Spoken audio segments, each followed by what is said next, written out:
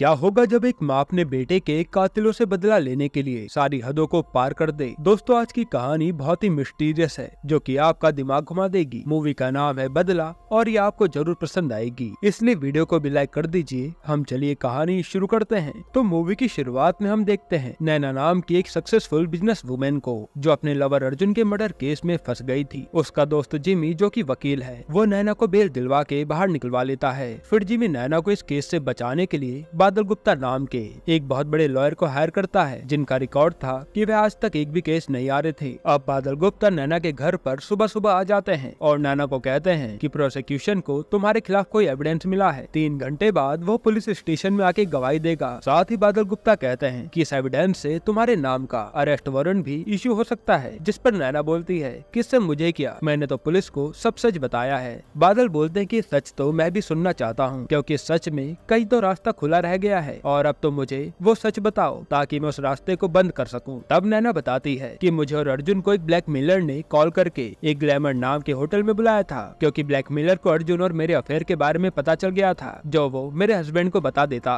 इसी बात को छुपाने के लिए ब्लैकमेलर ने हमसे 1 लाख पाउंड भी मांगे थे। फिर हम उसके बताए रूम पर भी पैसे लेकर पहुँच गए और उसके आने का वेट भी कर रहे थे कि इतने में अर्जुन के मोबाइल से नैना को मैसेज आता है कि मैं सबको सच बता दूंगा। जिस पर अर्जुन कहता है कि कोई हमें फंसाना चाहता है, इसलिए हमें यहाँ से अभी जाना होगा। फिर अर्जुन सब पैक ही कर रहा होता है कि इतने में कोई नैना के पीछे से आकर उसका सर मिरर पे मार देता है और वो बेहोश हो जाती है। फिर जब उसकी आंख खुलती है तो वो देखते है कि बाथरूम में अर्जुन की डेड बॉडी पड़ी है और उसके ऊपर पैसे बिखरे पड़े हैं। नैना हेल्प के लिए आवाज लगाती है, तब पुलिस वाले आकर दरवाजा तोड़ते हैं और सारे मर्डर का इल्जाम नैना पे चले जाता है, क्योंकि वहाँ पर कोई और था ही नहीं। फिर पुलिस नैना को अरेस्ट कर लेती है और पुलिस उसकी एक भी बात नहीं सुनती। तब बादल गुप्ता बोलते हैं कि पुलिस की रिपोर्ट की माने तो वहाँ कोई था ही नहीं और रूम में कोई एंटर हो भी नहीं सकता था, क्योंकि विंटर के टाइम पर होटल वाले विंडोज को लॉक कर देते हैं और विंडो ना तो अंदर से खुल सकती है और ना ही बाहर से। वहाँ पुलिस को कोई फिंगरप्रिंट भी नहीं मिला है गेट पे, जिससे साबित हो कि किसी और ने रूम में एंटर करके अर्जुन को मारा है। फिर बादल बोलते हैं कि तुम्हारी सुनाई इस कहानी में ना तो कोई मोटिव है और ना ही कोई मर्डरर जो अंदर आ सके, इसलिए बादल का कहना था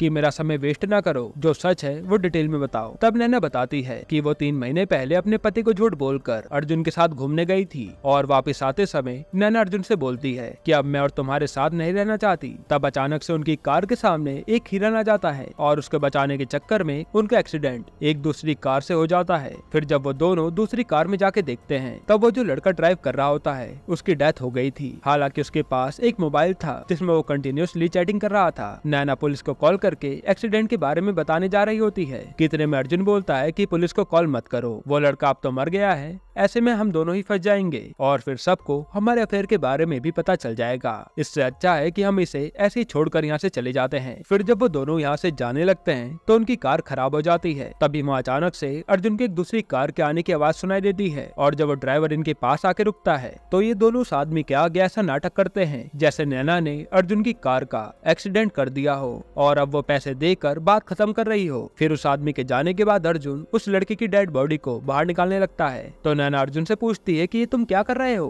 अर्जुन कहता है कि उस आदमी ने हम दोनों को इस कार के साथ देख लिया है और अब हम इसको ऐसे ही नहीं छोड़ सकते, क्योंकि इससे हम फंस जाएंगे। अब हमें इसको कहीं छुपाना होगा। और फिर अर्जुन उस बॉडी को कार की डिग्गी में डाल देता है, साथ ही उस लड़के का मोबाइल निकाल कर अपने पास रख लेता है। अब वो कार मैनुअल होती है और अर्जुन को वो चलानी नहीं आती थी, तो वो नैना को बोलता है कि तुम ये कार कहीं दूर ले जाकर छोड़ाओ। तब नैना 1 घंटे कंटिन्यूअसली ड्राइव करके उस कार को ले जाकर एक लेक में डुबा देती है। फिर नैना अर्जुन को कॉल करके बुलाती है और वो उसके साथ कार में जाने लगती है। यहाँ नैना देखती है कि अर्जुन परेशान लग रहा था, तो वो उससे पूछती है कि आखिर हुआ क्या। तब अर्जुन बताता है कि तुम्हारे कार ले जाने के बाद हमारी कार स्टार्ट नहीं हो रही थी। फिर वहाँ मुझे एक हस्बैंड वाइफ आकर मिले, जिन्हें अर्जुन ने अपना नाम अजय बताया ताकि उसका नाम आगे ना आए, और कहा कि मैं एक बुक स्टोर में काम करता हूँ, यहाँ मेरी कार खराब हो गई है। तो वो कपल में से रानी बोलती है कि आप मेरे साथ मेरे घर चलिए, मेरे हस्बैंड निर्मल तुम्हारी कार ठीक कर देंगे। फिर रानी और निर्मल उसे अपने साथ ले आते हैं और कार में आते हुए अर्जुन को उसकी वाइफ का कॉल भी आता है और यहाँ हमें पता चलता है कि अर्जुन की शादी हो रखी है रचेल से और वो भी अपनी वाइफ को झूठ बोलकर नैना के साथ यहाँ आया था, यानी कि ये दोनों ही अपने पार्टनर्स को धोखा दे रहे थे। यहाँ रानी अपने बारे में अर्जुन को सब बताती है कि उसका एक बेटा भी है सनी, और फिर जब रानी उसकी फोटो दिखाती है तो अर्जुन हैरान हो जाता है क्योंकि ये तो वही लड़का होता है जो अभी अभी मारा गया। और अर्जुन उसकी बॉडी को ठिकाने लगा के उसके घर पर ही बैठा था।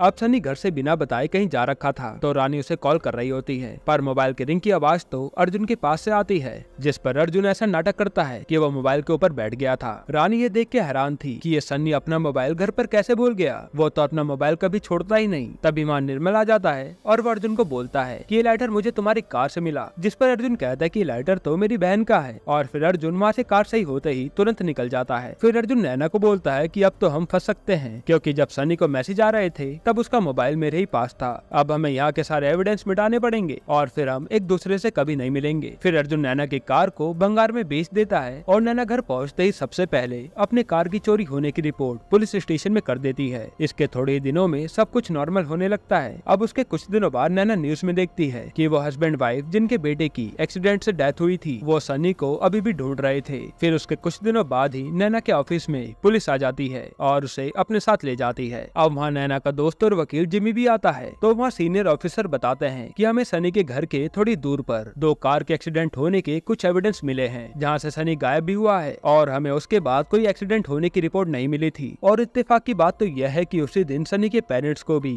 एक आदमी मिला था जिसका एक्सीडेंट भी वहीं हुआ था। ऑफिसर उस आदमी का स्केच नैना को दिखाते हैं जो कि अर्जुन का ही होता है, पर नैना उसे पहचानने से साफ इनकार कर देती है कि मैं इसे नहीं जानती। वहाँ जिमी कहता है कि इससे नैना का क्या ही लेना देना, जिस पर ऑफिसर बताते हैं कि ये कार जो वो आदमी चला रहा था वो कार नैना की थी। तब जिमी बताता है कि वो कार तो चोरी हो गई थी और नैना ने उसके चोरी होने की रिपोर्ट पुलिस स्टेशन में कराई भी थी, तो हो सकता है किसी आदमी ने वो कार चोरी की हो। फिर जिमी बताता है कि नैना तो उस वक्त पेरिस में थी, जिस पर वो ऑफिसर नैना को बोलता है कि आप मुझे पेरिस में होने के एविडेंस ला के दीजिए। और उसके बाद वो दोनों चले आते हैं। नैना बाहर जिमी को बताती है कि वो कोई पेरिस में नहीं थी बल्कि उस आदमी के साथ ही थी जिसका स्केच ऑफिसर ने दिखाया था और वो मेरी सबसे बड़ी भूल थी। फिर नैना जिमी को बोलती है कि तुम किसी भी तरह से ये साबित कर दो कि मैं पेरिस में ही थी और पुलिस रिकॉर्ड से मेरा नाम भी क्लियर करवा दो, क्योंकि मेरी एक बहुत बड़ी डील होने वाली है जापानीज के साथ। मैं नहीं चाहती कि वो डील टूट जाए। अब जिमी ये तो साबित कर देता है कि उस समय नैना पेरिस में थी, पर वो उसका नाम पुलिस रिकॉर्ड से नहीं मिटा पाता। और फिर अचानक से न्यूज आती है कि सनी जो मिसिंग था वो बैंक में काम करता था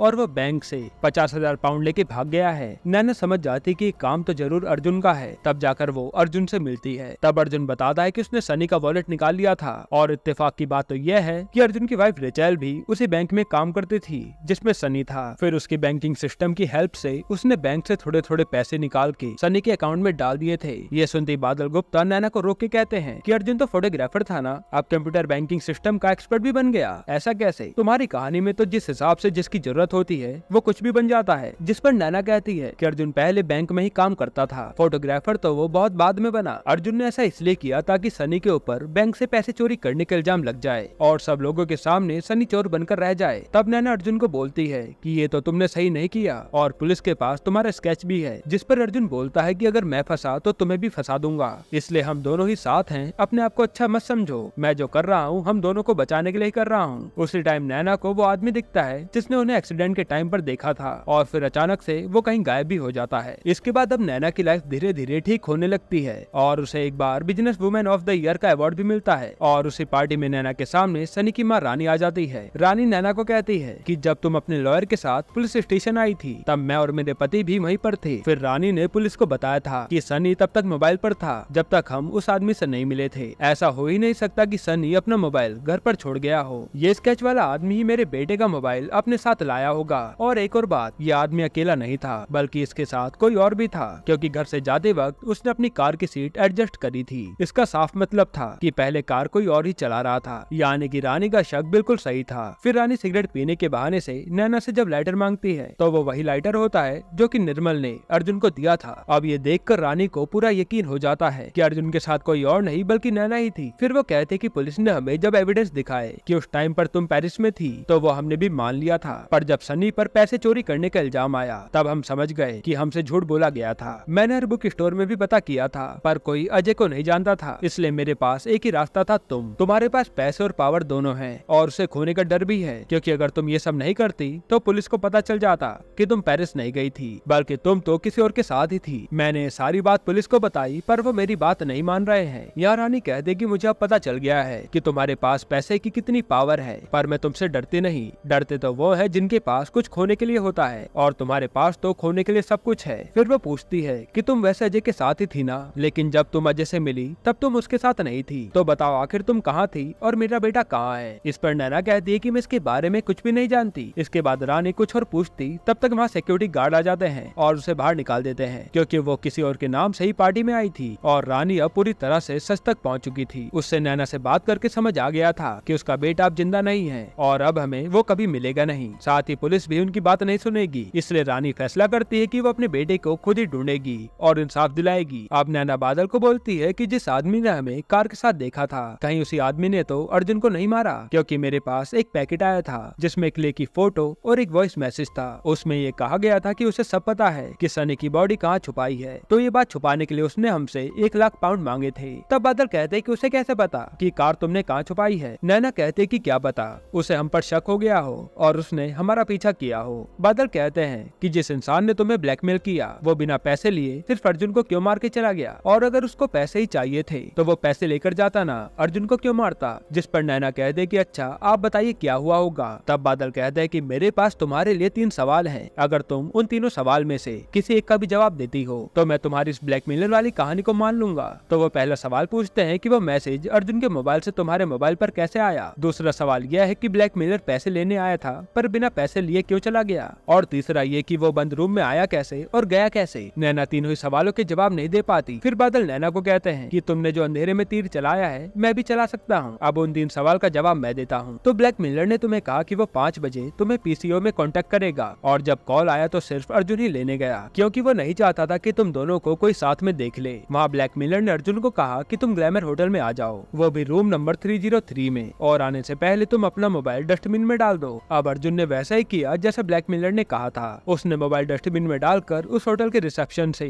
रूम नंबर 303 की चाबी ले ली और फिर उसने तुम्हें वहाँ बुलाया। तुम्हें तो पता ही नहीं था कि तुम्हारे आने से पहले उस रूम में कोई और भी था। फिर तुम्हें मोबाइल पर अर्जुन के फोन से मैसेज आया और तुम लोग वहाँ से जाने लगे। उसी समय तुम्हारे पीछे से कोई आता है जिसने तुम्हारा सर मिरर पे मारा और अर्जुन को भी मार कर चला गया, और वो मारने वाला इंसान कोई और नहीं बल्कि रानी ही थी। तब नैना पूछती है कि आपको ऐसा क्यों लगता है कि ये सब रानी ने किया है। तो बादल जवाब देते हैं कि सबको बताने के लिए रानी से अच्छा और कौन हो सकता है। रानी के पास तुम्हें मारने की वजह भी है और पुलिस भी उसकी बात नहीं सुन रही थी, तो उसके पास कोई और चारा नहीं बचा खुद से सब करने के अलावा। तो उसने अर्जुन का मर्डर करके तुम्हें उस केस में फंसा दिया, और अच्छी बात तो यह है कि वो अपने प्लान में कामयाब भी हो गई, क्योंकि अब सबको यही लगता है कि अर्जुन का मर्डर तुमने ही किया है। अब ये रानी ने प्लान बहुत दमदार बनाया है, और अगर तुम सच साबित करना चाहती हो कि तुमने अर्जुन को नहीं मारा तो तुम्हें रानी का नाम कोर्ट में लेना पड़ेगा। फिर बादल कहते हैं कि रानी का नाम लेने का मतलब यह है कि तुम्हें सन्नी के बारे में भी कोर्ट में बताना पड़ेगा कि तुमने उसके साथ क्या किया। जिस पर नैना कहती है कि ये सब तो ठीक है, पर हम ये साबित कैसे करेंगे कि रानी उस रूम से गायब कैसे हुई, क्योंकि जब मैं उठी तो उस रूम में कोई भी नहीं था। तब बादल नैना को एक न्यूज़पेपर की फोटो दिखाते हैं जब पुलिस उसे अरेस्ट करके ले जा रही थी। तब उस फोटो में रानी का पति निर्मल भी था। तब बादल बताता है कि इन्होंने ही रानी के साथ मिलकर ये सब किया होगा, क्योंकि वो उसी होटल में काम करते हैं और रानी को रूम से निकालने में इन्होंने मदद की होगी। यही वजह थी कि तुम्हें ब्लैकमेलर ने उस होटल में बुलाया, क्योंकि वहाँ पर सब उनके कंट्रोल में था। इसलिए ब्लैकमेलर पैसे लेकर नहीं गया, क्योंकि उसे पैसे नहीं अर्जुन से बदला चाहिए था, और रानी को ये नहीं पता था कि तुमने कार को कहाँ छुपाया है। तो उसने ऐसे ही तुम्हें कोई लेक की फोटो भेज दी और तुम डर के मारे उस जाल में फंस भी गई। फिर होटल में जिस रूम में तुम्हें जाने को कहा था उसके ठीक बगल में ही स्टोर रूम भी जुड़ा था, जहाँ सिर्फ होटल में काम करने वाले लोग ही जा सकते हैं। निर्मल ने उस रूम का गेट खोला और रानी को अलमारी में छुपा दिया। साथ ही निर्मल ने रानी को बाहर निकलने की चाबी भी दे दी, जिससे वो विंडो खोल के निकल जाए। फिर जब तुम लोग उस रूम में आए तो उसने वैसा ही किया जैसा तुम्हारे साथ हुआ था, और अर्जुन को मोबाइल फेंकने को इसलिए कहा क्योंकि रानी तुम्हें उसके मोबाइल से मैसेज करके ये भरोसा दिलवा सके कि अर्जुन तुम्हें धोखा देने वाला है। और एक कड़ी तो ये भी जुड़ती है कि रूम तुम्हारे नाम से होना, वो हथियार वहीं पर छोड़ देना जिससे अर्जुन का मर्डर हुआ हो, और उस वेपन में तुम्हारे हाथ के निशान निकलना, ये सब रानी का ही प्लान था ताकि मर्डर का इल्जाम तुम पर आए। ये सब कांड करने के बाद रानी ने चाबी से विंडो खोली और वहाँ से स्टोर रूम में चली गई, जिसके बाद वो वहाँ से निकल कर भाग गई। और जब पुलिस अंदर आई तो निर्मल ने उस विंडो को मौका देखकर लॉक कर दिया, ताकि सबको यही लगे कि सब बंद है और सबको यही लगता है कि मर्डर तुमने ही किया है। फिर बादल को कॉल आता है और पता चलता है कि जो गवाह पुलिस के पास आने वाला है वो कोई और नहीं बल्कि रेचल ही होती है, वही अर्जुन की वाइफ। और अगर रेचल ने ये बोल दिया कि अर्जुन सबको सच बताना चाहता था और इसी वजह से तुमने उसे मार दिया तो तुम फंस सकती हो, लेकिन ये मर्डर तो रानी ने किया है ना। फिर बादल कहते हैं कि ऐसे हमारी बात कोई मानेगा ही नहीं, अगर सनी की बॉडी मिल जाए तो काम बन सकता है। और चलिए ऐसा मान लेते हैं कि अर्जुन के पास तुम्हारी कार थी, तो जो भी किया वो सब अर्जुन ने किया, एक्सीडेंट भी उसी ने किया और सनी की बॉडी भी उसी ने छुपाई है। तो अब हमें कोर्ट में ये साबित करना है कि अर्जुन ने तुम्हें फंसाना चाहा और उस होटल में तुम उसी के कहने पर आई थी और सनी के बारे में तुम्हें कुछ भी पता नहीं था, इसलिए रानी ने सिर्फ अर्जुन को मारा और तुम्हें छोड़ दिया। तब नैना बादल से पूछती है तो इसमें सनी की बॉडी मिलने से क्या फायदा होगा। बादल बोलते हैं कि हम तभी तो सनी को अर्जुन के साथ जोड़ पाएंगे। अगर अर्जुन की कोई भी चीज सनी के पास मिल जाए तो ये आराम से साबित हो जाएगा कि सनी को अर्जुन नहीं मारा था और इसलिए रानी ने अर्जुन को मार डाला। साथ ही हम डायरेक्ट नहीं बताएंगे बल्कि किसी आदमी का पुलिस पर कॉल जाएगा कि इस तालाब में हमें एक कार मिली है, जिसके बाद उस कार की जिम्मेदारी पुलिस की हो जाएगी, जिसके बाद पुलिस कार निकालेगी और आगे का काम पुलिस देख लेगी। फिर नैना बादल को कहती है कि अगर रचैल ने ये साबित कर दिया कि मैं अर्जुन के साथ ही थी तो क्या होगा। तब बादल बोलते कि रचैल है ही नहीं, मैंने तुमसे झूठ बोला था। नैना पूछती है कि ऐसा क्यों। बादल कहते कि सच जानने के लिए, और तुमने तो मुझे पता नहीं क्या क्या झूठ बोला है। जिस पर नैना कहते कि मैंने झूठ इसलिए बोला कि मैं जानना चाहती थी कि आप सच में रानी को उस रूम से गायब कर भी सकते हो नहीं। मुझे तो पता ही था कि रानी उस रूम में थी और मैंने जाते समय निर्मल को भी वहाँ देख लिया था। तब बादल सीरियस होकर नैना को बोलते हैं कि अगर तुम सब जानती ही थी तो तुमने मुझे ये सब बताया क्यों नहीं। नैना कहती ये देखने के लिए कि मैंने आपको हायर करके कोई गलती तो नहीं कर दी। अब नैना बादल से बहुत इम्प्रेस हो गई होती है तो वो बादल को मैप में बता देती है कि उसने सनी को कहाँ छुपाया था। फिर यहाँ नैना कहानी में एक ट्विस्ट लाती है और बताती है कि जब वो कार को तालाब में डाल रही थी तब सनी जिंदा था और मैंने उसे जिंदा ही तालाब में डाल दिया था। बादल ये सुन के बहुत गुस्सा होता है कि ये बात तुमने मुझे पहले क्यों नहीं बताई। अब सनी के पोस्टमार्टम में पता चल जाएगा कि उसकी डेथ एक्सीडेंट से नहीं बल्कि पानी में डूबने से हुई थी और उसका खून हुआ है जो कि तुमने किया है। नैना बोलते है कि मैंने नहीं अर्जुन ने किया है। अभी आपने तो साबित किया, अब रिपोर्ट में जो भी कुछ निकलेगा सब कुछ अर्जुन पे जाएगा। जिस पर बादल नैना को कहते हैं कि मैं खूनी को ढूंढने आया था, असली खूनी को बचाने नहीं। नैना कहते कि आप मुझे बचाने आए थे तो आप अपना काम करिए और मुझे बचाइए। फिर बादल जवाब देते हैं कि मैं अपना केस जीतने का रिकॉर्ड नहीं तोड़ूंगा, पर अब तुम्हें मुझे सब कुछ सच बताना पड़ेगा। साथ ही वो कहते कि ऐसा भी तो हो सकता है कि जैसा तुमने मुझे बताया वैसा ही हुआ हो, पर बताने वाली तुम थी, तो हो सकता है कि अर्जुन की जगह तुम थी और तुम अर्जुन को फंसा रही हो। यानी एक्सीडेंट के टाइम तुमने अर्जुन को पुलिस को कॉल करने से रोका। तुमने सनी का वॉलेट निकाल कर उसका अकाउंट हैक करके उसको चोर साबित कर दिया हो। असल में अर्जुन ने तुम्हें नहीं बल्कि तुमने अर्जुन को फंसाया हो। वहाँ वो लड़का जिंदा था जिसे तुमने बचाने की जगह डुबा दिया। यानी तुम कुछ भी कर सकती हो। साथ ही बादल कहते कि मतलब अर्जुन ही था जो इस कांड के बाद ठीक से सो नहीं पा रहा था और अर्जुन के लिए सब कुछ बदल गया था। अब वो उनके बेटे को वापस नहीं कर सकता था, लेकिन उसने सनी के माँ बाप को सच बता दिया। अर्जुन को ये भी पता था कि तुम इसके लिए कभी नहीं मानोगी, तो उसने सनी के माँ बाप से उसी होटल में मिलने के लिए बुलाया जहाँ निर्मल काम करता था। वहाँ अर्जुन ने तुम्हें एक पीसीओ से विश्वास दिलाया कि उस आदमी ने हमें देख लिया था और वह अब तुम्हें ब्लैकमेल कर रहा है। और अर्जुन जानता था कि तुम्हें अपने आप को छोड़कर किसी भी चीज की परवाह नहीं है, इसलिए तुम उससे मिलने उसी होटल में पैसे लेकर चली गई। वहाँ अर्जुन के अंदर हिम्मत नहीं थी कि वो सीधा तुम्हें बोल दे, इसलिए उसने तुम्हें पहले मैसेज किया कि मैं सबको सच बता दूंगा। फिर जब तुम अर्जुन से मिली तो उसने बताया कि उसने ये पैसे सनी के माँ बाप को देने के लिए मंगाए हैं और तुम्हें उनको ये भी बताना पड़ेगा कि तुमने उनके बेटे की बॉडी को कहाँ छुपाया है। अर्जुन ने कहा कि हम इसके बाद पुलिस पर जाएंगे, पर इसके लिए नैना ने साफ मना कर दिया। फिर अर्जुन ने बताया कि मैंने उन दोनों को यहीं पर बुला लिया है और ये रूम भी तुम्हारे नाम से बुक है और वो जानते हैं कि तुम भी यहाँ हो, इसलिए तुम अब पूरी तरह से फंस चुकी हो। जिसके बाद नैना ने कोई भारी चीज उठाई और अर्जुन को दे मारी। इसकी आवाज सुनकर बाहर सभी लोग जमा हो गए। तब नैना ने विंडो से भागने की कोशिश की पर वो खुली नहीं। फिर नैना ने सबसे पहले अर्जुन का मैसेज डिलीट करने की सोची, पर उसके दिमाग में एक कहानी बनने लगी। इस कहानी में एक ब्लैकमेलर था जो अर्जुन के मोबाइल से मैसेज करता है और वो ब्लैकमेलर कोई और नहीं बल्कि लड़के की माँ यानी रानी है जो कि बदला लेना चाहती है। फिर नैना ने अर्जुन के ऊपर वो पैसे बिखरा दिए और अपना सर खुद मिरर पे मार दिया। अब नैना ने जो कहानी बनाई थी वो कहानी सुनकर बादल उसके लिए तालियां बजाते हैं क्योंकि इस पूरे गेम की मास्टरमाइंड नैना ही थी। फिर बादल नैना को उस रूम की विंडो से सामने वाली बिल्डिंग में रानी को दिखाते हैं जो कि नैना पर नजर रख रही थी।